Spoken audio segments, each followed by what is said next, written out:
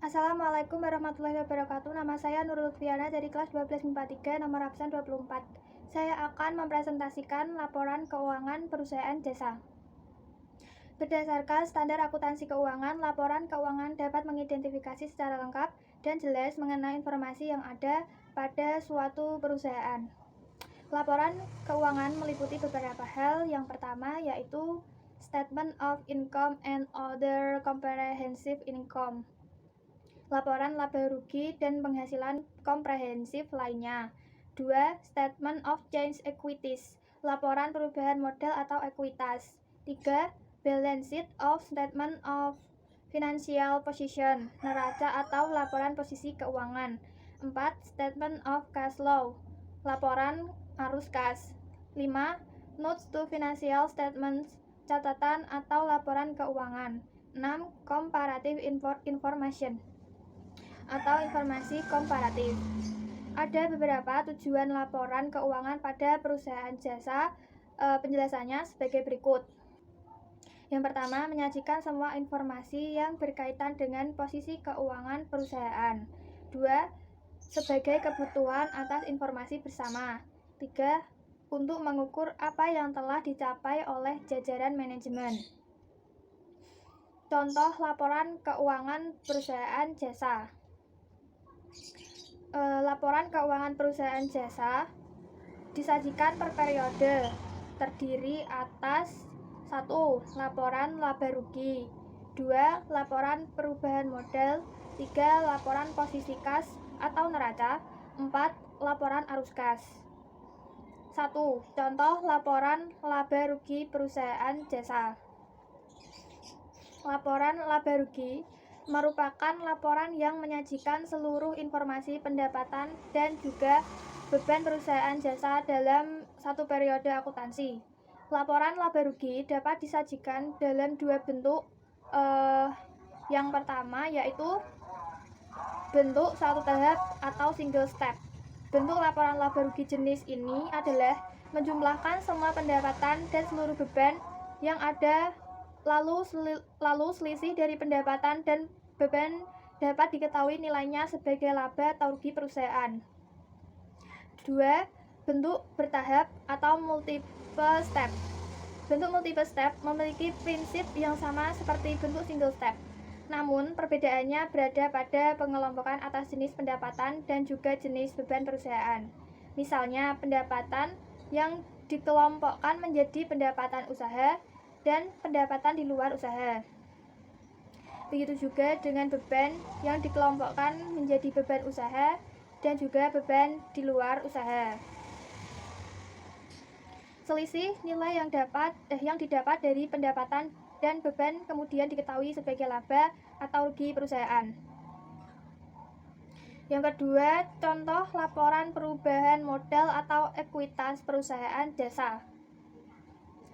Laporan perubahan ekuitas atau modal adalah laporan keuangan perusahaan jasa yang khusus menyajikan seluruh informasi mengenai perubahan yang terjadi pada ekuitas atau modal perusahaan per periode akuntansi.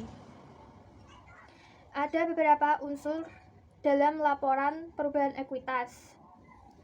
Yang pertama, modal awal pemilik. 2. Laba atau rugi bersih. 3. Setoran atau penarikan pemilik. 4. Ekuitas akhir. 5.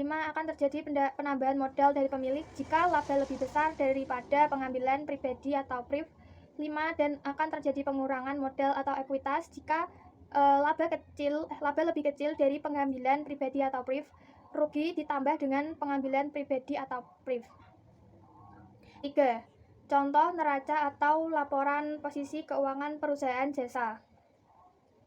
Neraca perusahaan jasa adalah bentuk laporan keuangan yang menyajikan seluruh informasi setiap perubahan posisi keuangan berupa aset, ekuitas, dan kewajiban perusahaan jasa per periode akuntansi.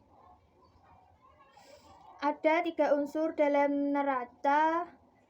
Yang pertama yaitu aset, yang kedua liability atau kewajiban, 3 equity atau ekuitas. Ada dua bentuk yang lazim digunakan dalam neraca keuangan. Yang pertama, bentuk skontro atau bentuk T. Neraca bentuk skontro adalah neraca yang dibentuk dengan cara mengelompokkan aktiva atau harta pada kolom sebelah kiri dan mengelompokkan kewajiban dan modal pada kolom sebelah kanan. 2. Bentuk stafel. Bentuk neraca stafel disajikan dengan cara kelompok aktiva atau harta pada bagian atas dan kelompok diwajibkan pada modal dan kelompok kewajiban dan modal pada bagian bawah. Bentuk stafel ini dikenal dengan bentuk laporan vertikal. Tahap-tahap menyusun neraca atau laporan posisi keuangan. Judul laporan, menulis keterangan. Yang pertama yaitu nama perusahaan, 2. Nama laporan, 3. Periode laporan pada posisi tengah atas halaman isi laporan. Yang pertama, aset disusun menurut urutan ekuiditasnya. 2. Kewajiban disusun berdasarkan urutan jatuh temponya. 3. Ekuitas disusun berdasarkan urutan sifat kekekalannya. 4. Contoh laporan arus kas perusahaan jasa. Laporan arus kas adalah bentuk laporan keuangan yang disajikan untuk memberikan informasi mengenai arus masuk dan keluarnya kas atau uang tunai dan setara dengan kas perusahaan.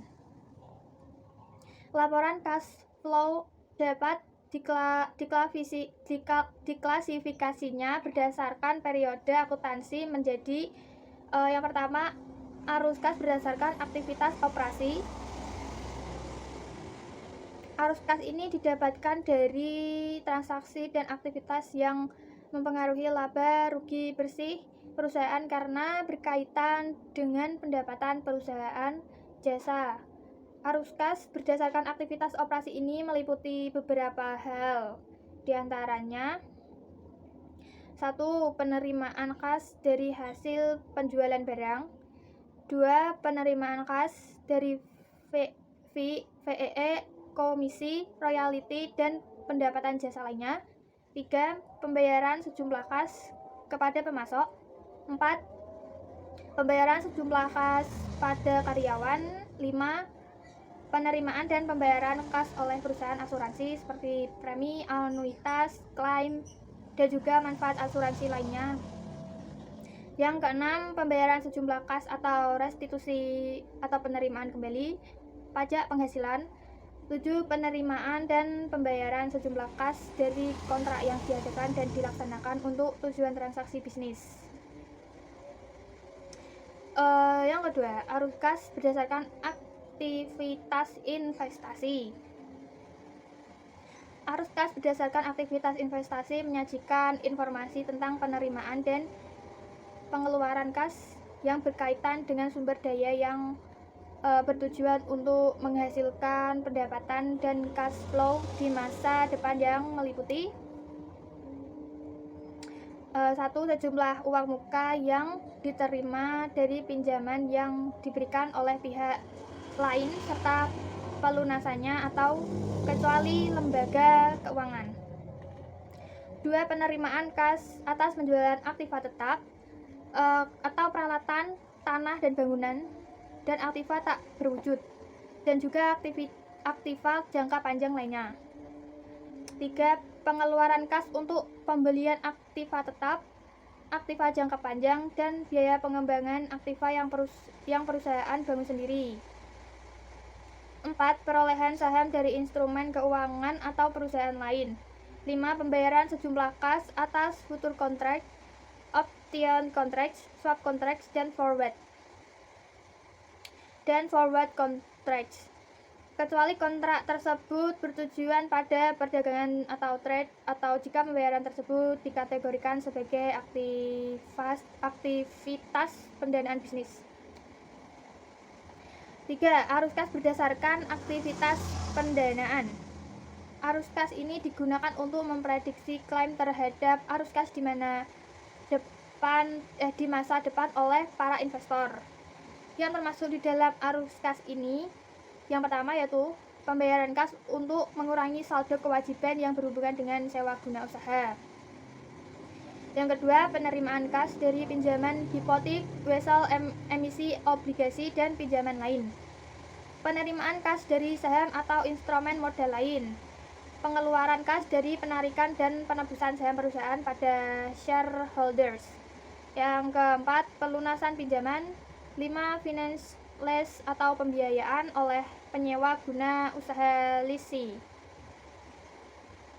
Ya, demikian penjelasan dan contoh laporan keuangan perusahaan jasa yang bisa saya sampaikan. Semoga bermanfaat. Bila ada kesalahan, mohon dimaafkan. Wabillahi taufik walhidayah. Wassalamualaikum warahmatullahi wabarakatuh.